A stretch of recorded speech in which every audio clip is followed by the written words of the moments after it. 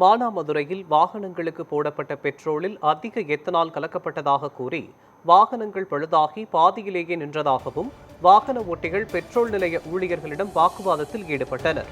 இது குறித்த கூடுதல் விவரங்களை செய்தியாளர் ராஜா வழங்க கேட்கலாம். ராஜா வணக்கம், இது தொடர்பான விவரங்கள் என்ன சொல்லுங்க?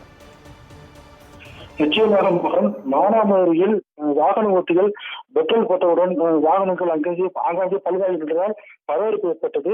சிவகங்கை மாவட்டம் மானாமதுரையில் உள்ள ஒரு பெட்ரோல் பங்கில் டூவீலர்கள் பெட்ரோல் நிரப்பியதை தொடர்ந்து டூவீலர்கள் ஆங்காங்கே பழுதாகின்றதால் வாகன ஓட்டிகள் அவதிக்குள்ளாகி வருகின்றனர். சிவகங்கை மாவட்டம் மானாமதுரையில் புதிய பஸ் ஸ்டாண்ட் அருகே உள்ள தனியார் பெட்ரோல் பங்கில் இன்று அதிகாலை 4 மணி முதல் ஏராளமான வாகன ஓட்டிகள் தங்கள் டூவீலர்களில் பெட்ரோல் நிரப்பிக் கொண்டு சென்றனர்.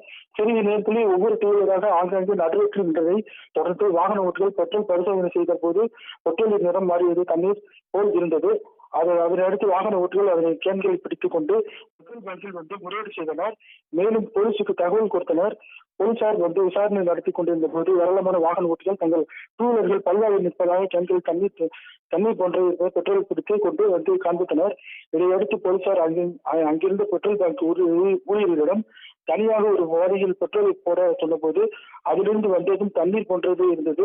இது குறித்து பெட்ரோல் பங்க் ஊழியர்களிடம் கேட்டபோது நேற்று இரவு 10 மணிக்கு மேல் லாரியில் பெட்ரோல் மற்றும் டீசல் லோடு வந்ததாகவும் அதற்கு பிறகு இன்று காலை முதல் பெட்ரோல் போட்டு டூவீலர்கள் இவ்வாறு புகார் தெரிவித்ததாகவும் இது குறித்து பெட்ரோல் நிறுவன பொறியாளர்களுக்கு தகவல் தெரிவிக்கப்பட்டுள்ளதாகவும் அவர்கள் வந்த பிறகுதான் என்ன பிரச்சனை என்பது குறித்து தெரிய வரும் என்றனர். இதனைத் தொடர்ந்து ஏராளமான வாகன ஓட்டிகள் பெட்ரோல் பங்கில் கூடியதால் அப்பகுதியில் பரபரப்பு ஏற்பட்டது. மோகன்,